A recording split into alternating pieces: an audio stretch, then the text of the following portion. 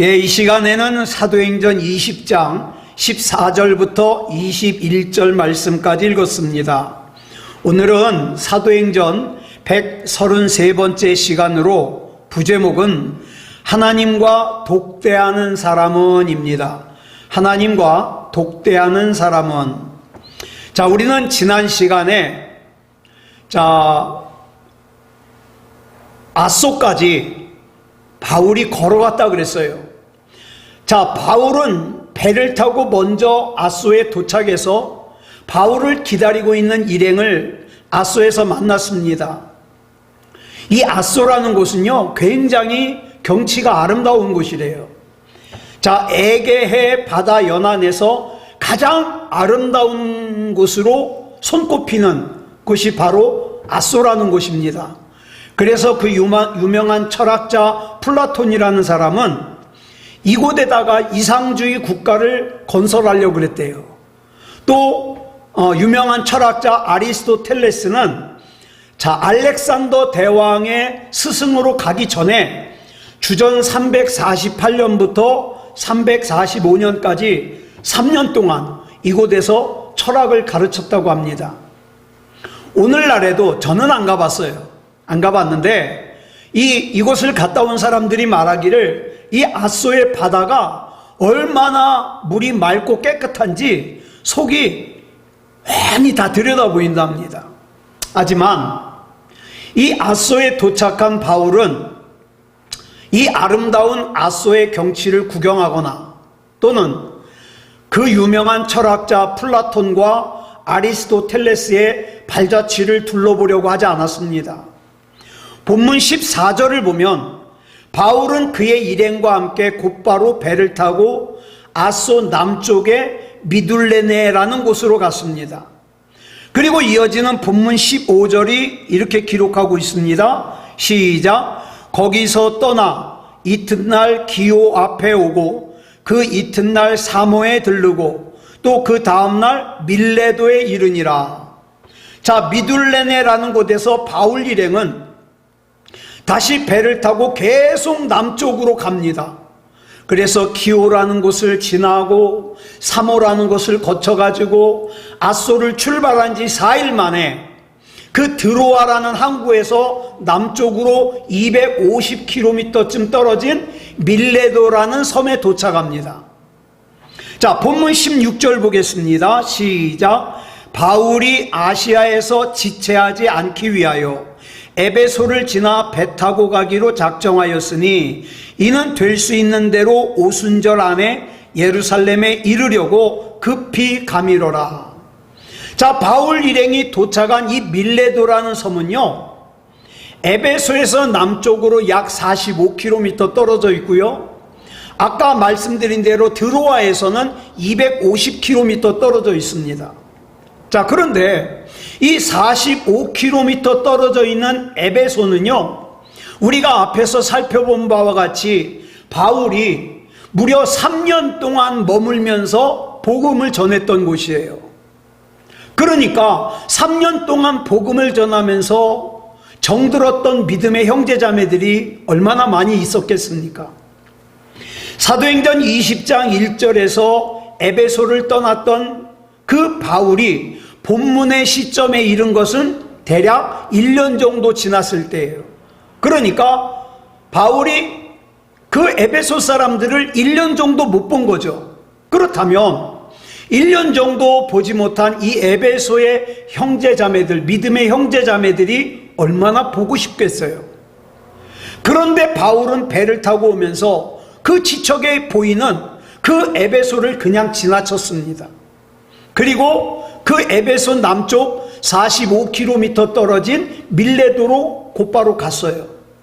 본문은 그 이유를 이렇게 설명하고 있습니다. 줄친 거 보니까 바울이 아시아에서 지체하지 않기 위해서. 자, 우리 이스라엘의 명절을 보면 가장 큰 명절이 유월절이죠. 애굽에서 나온 유월절. 그 유월절, 그 다음에 초막절과 함께 유대인들의 3대 명절이 있는데 그 중에 하나가 뭐냐? 오순절입니다. 이 오순절은 유월절로부터 7주가 지난 다음 날이에요. 그러니까 오순절은 6월절로부터 7일 그래서 7주가 지나면 49일이잖아요. 그 49일 다음 날이 오순절이에요. 그래서 6월절로부터 7주가 지난, 그러니까 오순절 전날을 뭐라 그러냐, 7일씩 7주가 지난다 그래서 77절이라고 불러요. 그 다음에 또 그 시기가 마침 밀이나 보리를 수확하는 시기다 그래서 맥추절이라고 부릅니다. 자, 본문 6절에 의하면 바울이 빌립보에서 무교절을 지냈죠. 그러니까 6월절 다음 날부터 시작하는 7일 동안의 무교절을 바울이 빌립보에서 지낸 거예요. 7일이 지난 거죠. 그리고 바울은 드로아로 가기 위해서 에게를 건너는데 풍랑을 만나서 5일이 걸렸어요. 이 숫자를 잘 세보세요. 7일 더하기 5일. 그 다음에 드로아에서 7일 동안 체류를 했어요. 그러면서 드로아에서 7일 동안 체류하면서 어떻게 해요? 창문에서 떨어져 죽은 유두고를 살렸죠.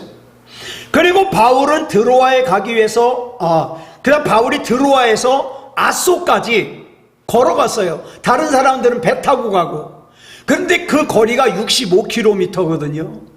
최소한 이틀 걸리는 거리죠. 이틀 걸렸어요. 자, 본문 15절에 기록된 것과 같이 아소에서 배를 타고 밀레도에 도착하기까지 소요된 기간이 4일이에요. 그러니까 바울이 드로아에서 밀레도까지 가는데 6일이 걸린 셈이에요. 자, 이 날수를 모두 합쳐보면 빌립보에서 6월절을 맞은 바울이 밀레도까지 가는데 총 25일이 걸려요.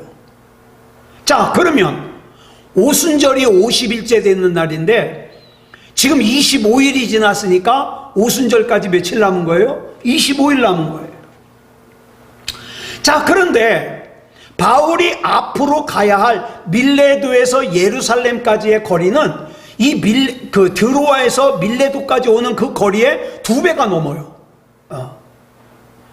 만약 가는 동안에 바다에서 풍랑이라도 만나게 되면 표류하게 되죠. 그러면 시간이 더 걸리게 됩니다. 그래서 바울은 오순절 전에 예루살렘에 도착을 해야 되겠는데 자칫 잘못하면 오순절 안에 도착할 수가 없어요. 그래서 바울은 오순절 전에 여유있게 예루살렘에 도착하기 위해서 3년 동안이나 목회를 했던 그 정든 에베소를 갖다가 지척에 두고도 가지 않았어요. 이때 바울이 왜 그렇게 오순절 전에 예루살렘에 도착하려고 서둘렀는지 우리는 그 이유를 짐작할 수 있습니다.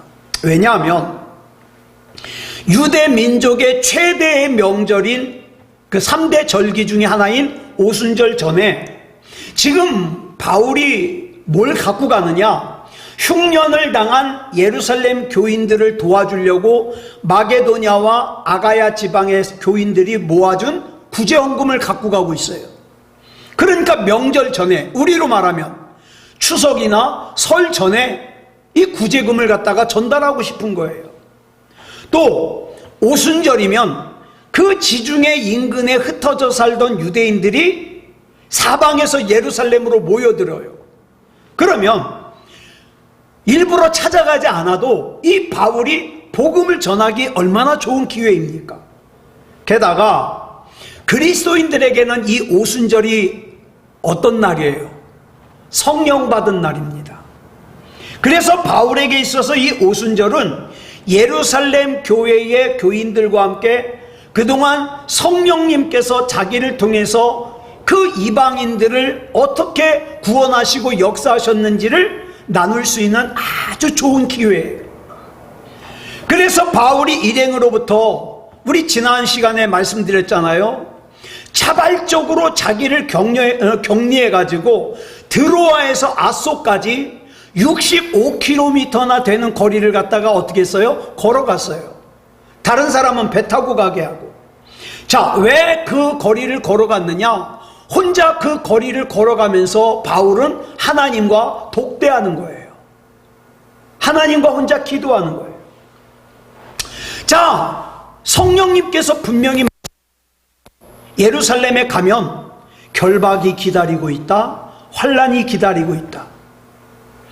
원래 이 바울의 최종 목적지는 자기의 목회 근거지인 본거지인 수리아에 있는 안디옥이었어요. 그런데 돌아가는 중에 성령께서 또 기도하는 사람들이 자꾸 얘기하기를 뭐라 그래요? 예루살렘에 가면 결박이 기다리고 있다, 환란이 기다리고 있다. 심지어는 성령께서 최종 목적지가 예루살렘이래요. 자, 그러니까 이 바울이 자기의 계획은 수리아에 있는 안디옥으로 가는 건데 성령께서 이 여행의 최종 목적지가 예루살렘이라고 말씀하시니까 더 이상 최종 목적지가 확인된 이상 지체할 수가 없는 거예요. 그래서 고린도를 출발할 때만 하더라도 바울이 계획한 3차 전도 여행의 최종 목적지는 수리아 안디옥이었지만 성령님에 의해서 최종 목적지가 변경된 거예요. 예루살렘으로. 예. 그리고 예루살렘에 그냥 가는 게 아니라 어때요? 뭐가 기다리고 있어요? 결박과 환란이 기다리고 있어요.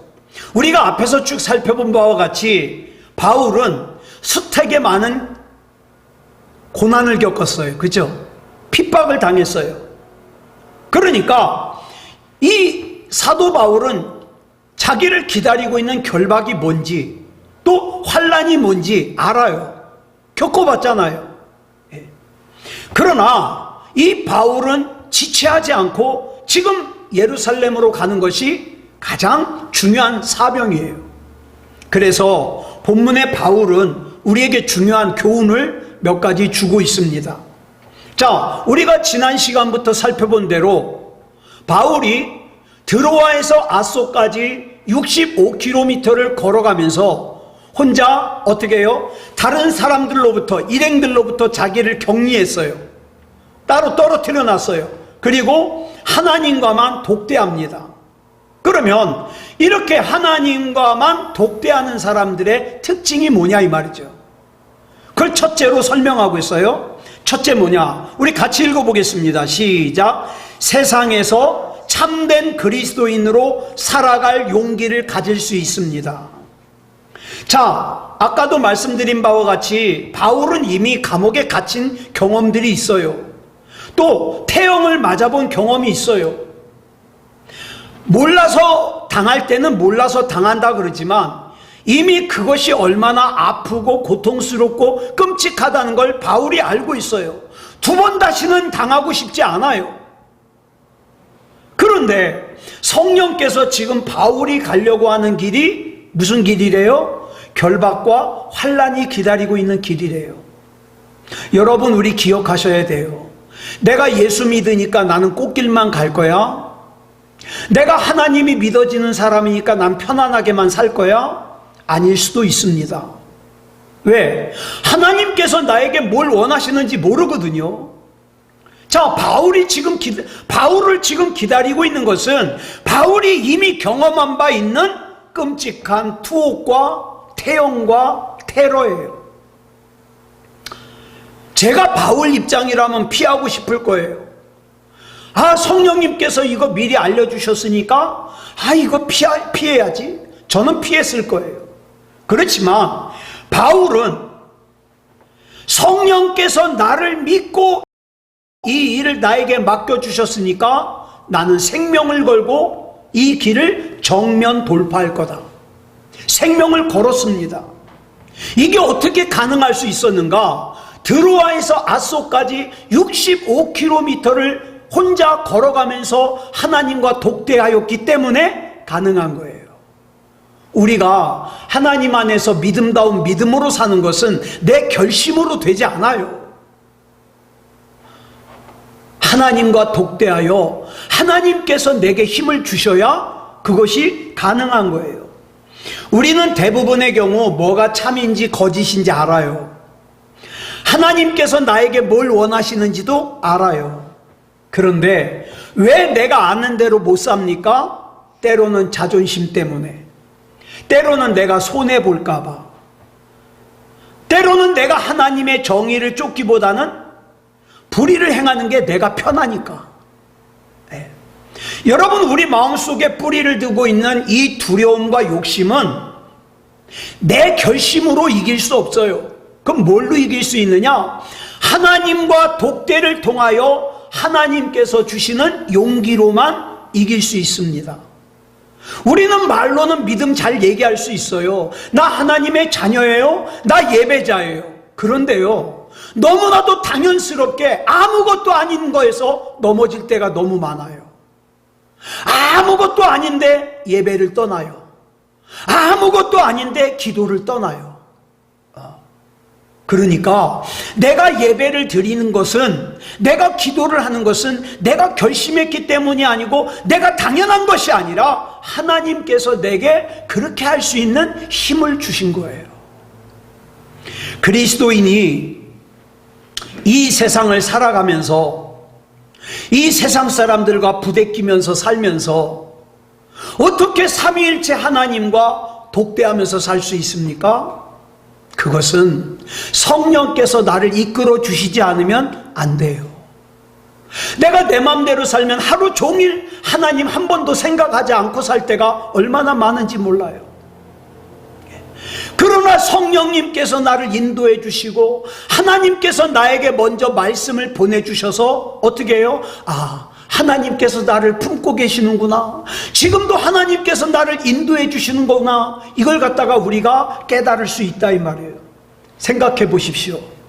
천지를 창조하신 성부 하나님, 나를 위해 십자가에 죽으시고 무덤을 깨뜨리고 부활 승천하신 성자 하나님, 또 항상 나를 인도해 주시는 진리의 영이신 성령 하나님께서 이미 내 안에 임재해 계시고 주님이 내 안에 있고 내가 주님 안에 있으면 내 결심으로는 할 수 없지만, 내 결심으로는 믿음다운 믿음으로 살 수 없지만 그 하나님의 힘으로 세상의 죄를 제압해서 두려움도 이길 수 있죠. 욕심도 이길 수 있죠. 죄도 이길 수 있죠. 참된 용기는 내 안에서 생기는 게 아니에요. 우리 집이 뭐 3대 4대째 신앙생활에서 생기는 게 아니에요. 뭐냐? 온갖 허물이 있음에도 불구하고 여전히 나를 믿어주시고 나를 붙잡아 주시고 나를 책임져 주시는 그 하나님을 내가 깨닫고 느끼고 그 하나님과 독대할 때 이것이 가능하다 이 말이에요.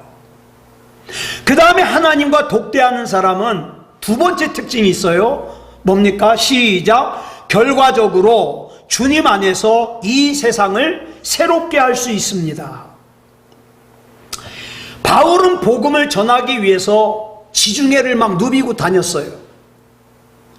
그리고 이제 마지막으로 마침내 결박과 환란이 자기를 기다리고 있는 예루살렘으로 가고 있습니다. 그리고 거기서 체포돼 가지고 로마 제국의 심장인 로마로 끌려가서 참수형을 당하죠. 왜? 이유는 단 하나예요. 주님의 증인이기 때문에, 복음의 증인이기 때문에. 여러분, 우리와 얼마나 많이 다릅니까? 우리는 뭐예요? 하나님을 이용해서 부자가 되고 싶어요. 하나님을 이용해서 건강하게 살고 싶어요. 하나님을 이용해서 풍요롭게 살고 싶어요. 그런데 지금 바울은 지금 예루살렘에서 자기를 기다리고 있는 것이 결박이요 환란이라는 걸 알면서도 어떡합니까? 나는 복음의 증인이니까, 나는 주님의 증인이니까 간다 이 말이에요. 예배를 드려야 되겠는데 귀찮아서, 예배를 드려야 되겠는데 몸이 피곤해서 손쉽게 예배를 떠나고 기도를 떠나는 우리와 얼마나 많이 다르냐 이 말이죠. 자, 그 바울의 전생에 걸쳐서 그 바울의 전도로 얻은 그리스도인의 수를 다 합쳐봐야 우리나라의 중대형 교회 성도들보다 적습니다. 많지 않아요. 그러나 바울의 위대함은 그가 몇 명을 전도했느냐에 있지 않습니다. 뭐냐 하면 그 바울의 위대함은 그 바울로 인하여 로마 제국이 새로워졌고 유럽의 역사가 새로워졌고 세계사의 물줄기가 새로워졌다는 거예요.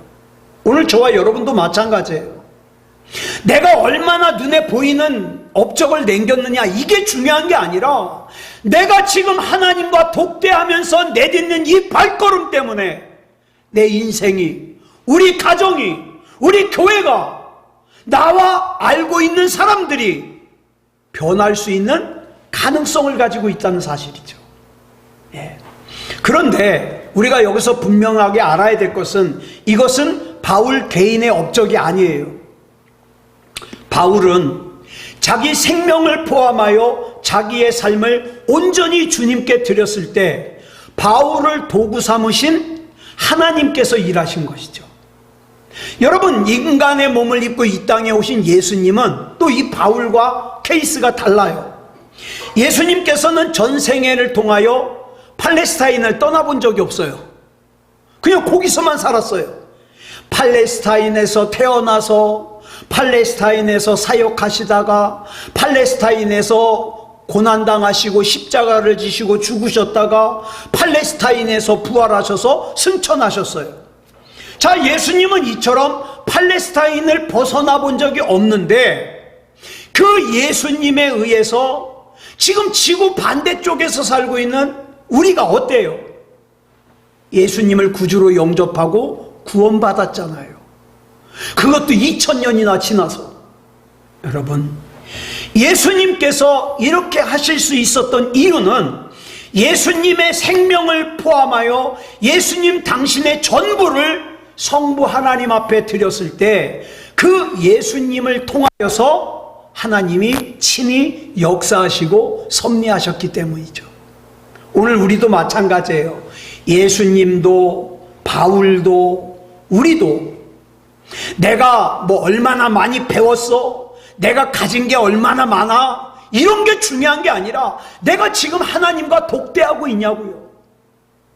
다른 사람들과 같이 모여서 예배 드릴 때 빼고 독대가 뭡니까? 혼자 만나는 거예요. 1대1로. 내가 하나님과 독대하는 삶을 통해 그와 같은 삶이, 그와 같은 능력의 삶, 그와 같은 역사의 삶이 가능하다니까요. 여러분, 우리가 아무리 보잘것없어도 우리가 태어난 이래 육체의 생명이 닿을 때까지 한 곳에서만 벗어나지 않고 살아도 사람들이 보기에 우리의 모습이 초라해도 우리가 내 생명을 포함하여 우리 자신을 송두리째 하나님 앞에 맡겨드리고 늘 우리 하나님과 독대하는 삶을 살면 결과적으로 그 하나님께서 나를 사용하셔서 이 세상을, 나를 비롯하여서 내 주변을 새롭게 하실 수 있다는 거죠.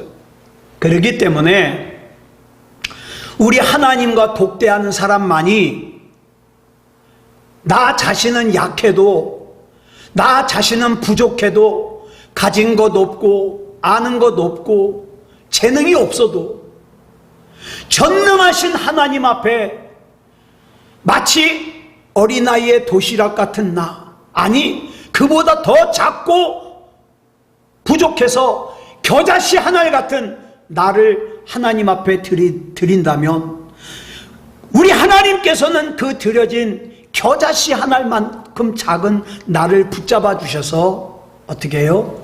하나님의 뜻을 이루신다, 이 말입니다. 자, 그 다음에 이제 세 번째, 하나님과 독대하는 사람은 어떤 사람이냐? 시작. 시간을 헛되게 허비하지 않습니다. 자, 일행으로부터 자기를 격리시키고 드로아에서 아소까지 65km를 하나님과 독대하며 걸어갔던 바울이 그 예루살렘에서 결박과 환란이 자기를 기다리고 있다는 걸 알면서 또 한 가지 뭘 알았냐면 그럼에도 불구하고 예루살렘으로 가는 것이 우리 주님의 뜻이라는 것도 알았어요. 그래서 그 주님의 뜻을 이루기 위해서 그 3년 동안 복음을 전하느라고 정들었던 그 에베소도 그냥 지나쳐 갔습니다. 여기서 우리말 지체하다로 번역된 헬라어 동사가 크로노트리베오예요. 크로노트리베오. 이거는 두 개의 단어가 합쳐져서 만들어진 건데, 시간이라는 뜻을 가진 크로노스와 그 다음에 문지르다, 비비다라는 뜻을 가진 트리보가 합쳐져서 만들어진 단어예요. 그러니까 무슨 뜻이냐? 문자적 그대로는 시간을 비벼가지고 헛되이 날려버리다라는 뜻입니다. 많은 사람들이 자기의 욕망을 채우기 위해서 그 욕망에다가 비비느라고 자기 인생을 갖다가 헛되이 비벼서 날려버려요. 또 어떤 사람은 태만에 비비느라고 헛되이 날려보내요. 어떤 사람은 쾌락에다가 비비느라고 헛되이 날려보내요. 바울은 우리 주님의 부르심을 받은 이후 한 번도 자기의 시간을 헛되이 비벼서 낭비한 적이 없죠. 여러분, 이 세상에 있는 모든 사람에게는 부자든 가난한 사람이든 건강한 사람이든 병약한 사람이든 잘난 사람이든 못난 사람이든 똑같이 부여받은 게 시간입니다.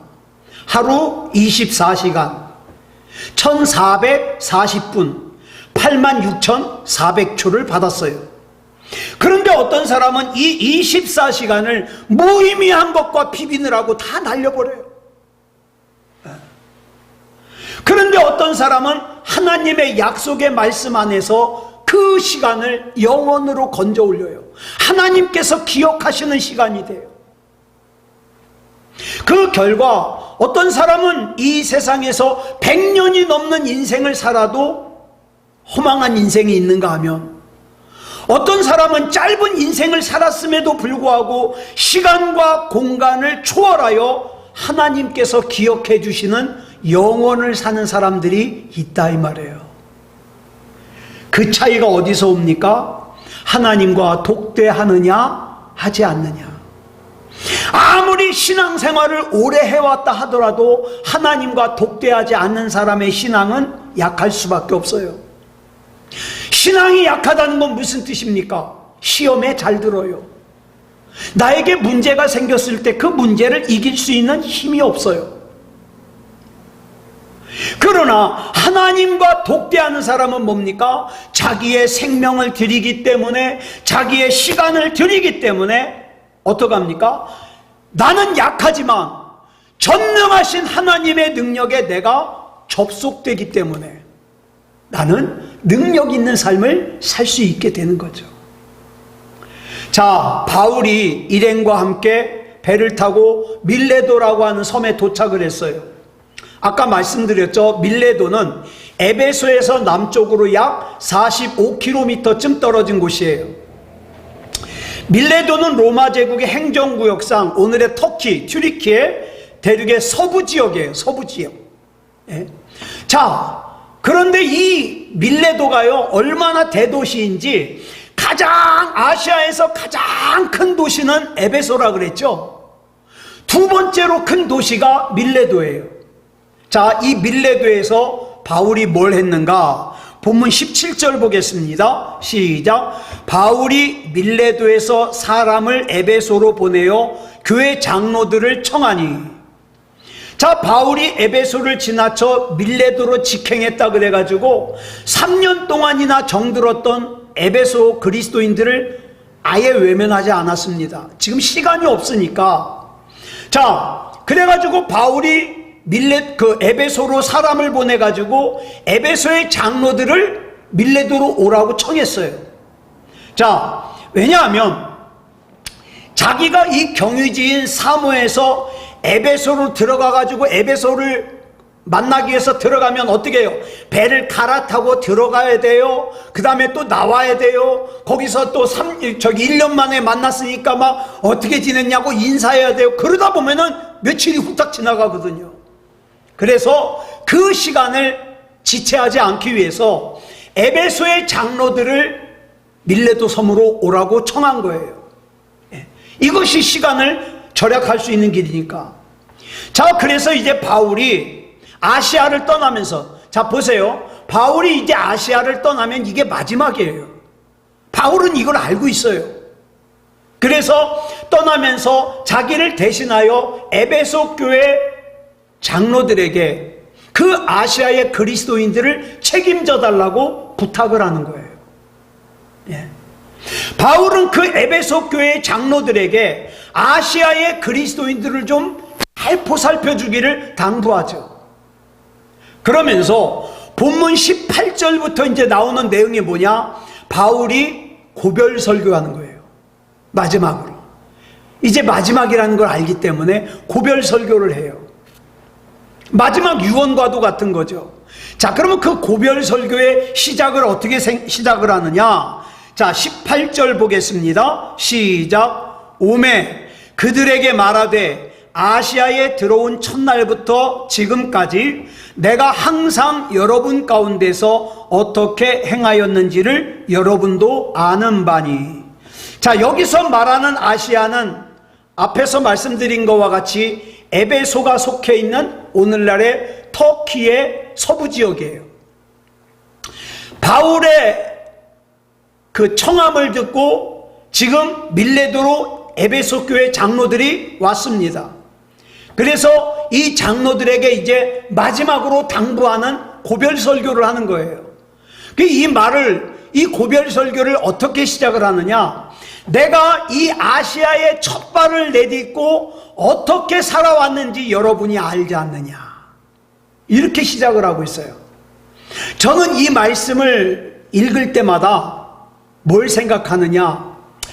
나는 이제 이 새소망교회에서 목회를 다 마치고 새소망교회 성도들에게 마지막 고별 설교를 할 때 어떤 말씀을 전할까? 이런 생각을 많이 해요. 예. 자, 너희들이 잘 알지 않느냐? 예. 이창원 목사도 마찬가지예요. 지난 25년 동안 이 새소망교회에서 목회를 하면서 어떻게 목회를 했는지 알지 않느냐 이 말이죠. 자, 그 다음에 본문 19절 보겠습니다. 시작. 곧 모든 겸손과 눈물이며 유대인의 간계로 말미암아 당한 시험을 참고 주를 섬긴 것과. 자, 근데 우리말 번역 성경은요 이 내용을 완벽하게 잘 담지를 못해요. 이걸 원문 그대로 번역을 하면 이런 뜻이에요. 유대인들의 온갖 모함으로 인해서 내가 시련을 당했지만 그럼에도 불구하고 겸손과 눈물로 주님을 섬긴 것을 여러분들이 다 옆에서 지켜보지 않았느냐, 이런 뜻이에요. 여기에 주석을 더하자면 바울이 아시아에서 체류하는 3년 동안 시련과 온갖 시련과 음모와 살인을 계획하는 것과 그런 어려움에도 불구하고 내가 주님의 종으로서 내가 어떻게 살아야 되는지 이 자세를 흐트리지 않았지 않느냐, 이걸 얘기하는 거죠. 자, 본문 20절 보겠습니다. 시작. 유익한 것은 무엇이든지 공중 앞에서나 각 집에서나 거리낌이 없이 여러분에게 전하여 가르치고. 바울은 에베소 사람들에게 유익하다고 생각되는 것이 있으면 공개적으로든지 개인적으로든지 꺼리끼지 않고 전했어요. 자, 여기서 중요한 게 꺼리끼지 않고 전했다. 이게 얼마나 중요하냐면 바울이 자기가 그것 때문에 불이익을 당할 걸 알면서도 전했다는 거예요. 자, 에베소가 어떤 곳이에요? 아시아 최고 큰 도시잖아요. 그 다음에 그 에베소의 특징이 뭡니까? 아데미 여신이, 아데미 신전이 굉장히 커요. 7대 불가사의 중에 하나잖아요. 그렇기 때문에 아데미 신전의 영향력이 에베소를 꽉 잡고 있는 곳이에요. 그러니까 우상의 도시죠. 그런데 그런 우상의 도시에 바울이 가가지고 뭐라 그랬습니까? 사람의 손으로 만든 건 신이 아니라고 그런 거예요. 이것은 그 에베소 사람들이 금속이나 돌덩이로 만든 우상을 섬기다가 영원한 죽음으로 가는 걸 그대로 방치할 수가 없기 때문에. 그런데 우상의 도시인 에베소에서 이 말을 한다는 것은 바울이 뭐예요? 목숨 걸고 해야 되는 일이에요. 예? 그 그래가지고 실제로 바울이 이것 때문에 곤욕을 치렀거든요. 그런데 바울은 에베소 사람들에게 이것이 필요하기 때문에, 이것이 중요하기 때문에, 이것이 유익하기 때문에 조금도 거리끼지 않고 개의치 않고 전했다 이 말이에요. 전했다. 자, 본문 21절 보겠습니다. 시작. 유대인과 헬라인들에게 하나님께 대한 회개와 우리 주 예수 그리스도께 대한 믿음을 증언한 것이라. 유대인들은 선민의식에 젖어서 예수님을 신성모독죄로 고발해가지고 십자가에 못 박아 죽였습니다. 그런데 그 유대인들에게 지금 바울이 뭐라 그러는 거예요? 회개하라 그런 거예요. 그리고 뭘 믿으라는 거예요? 너희들이 십자가에 못 박아 죽인 그 예수 그리스도를 믿으라는 거예요. 그러니 유대인들은 말할 것도 없고 그 에베소에서 살고 있는 우상을 섬기는 사람들까지도 난리가 난 거죠. 왜? 회개하라는 건 뭡니까? 고치라는 거잖아요. 너희들이 지금 믿고 있는 게 잘못됐다는 거잖아요. 예. 그러니까 유대인들의 보기에 바울은 어떤 사람입니까?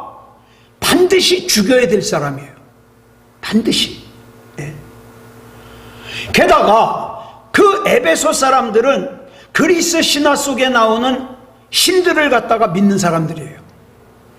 근데 그들은 갖다가 각자 영역을 지배하는, 통치하는 신들이 있어서 그 신들을 믿는데 그들에게 어떻게 해요? 삼위일체 하나님만 믿으라고 전하고 있어요.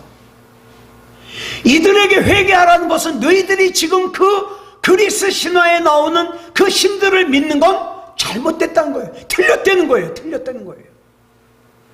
그래가지고 어떡합니까? 그 사람들과 유대인들이 힘을 합쳐서 바울을 죽이려고 그랬잖아요. 그런데 바울이 그 유대인들과 헬라인들에게 그 잘못된 믿음을 회개하라고 외치는 걸 갖다가 개의치 않았어요. 예, 주저하지 않았어요. 오늘 이게 우리에게 중요합니다. 내가 볼 때 내 신앙이 구원받을 만한 믿음인가? 또 우리 가족들의 믿음이 구원받을 만한 믿음인가? 아니라면 구원받을 만한 믿음을 전하는데 주저하면 안 돼요. 예, 주저하면 안 돼요. 왜? 그게 옳기 때문에, 해야만 하는 일이기 때문에.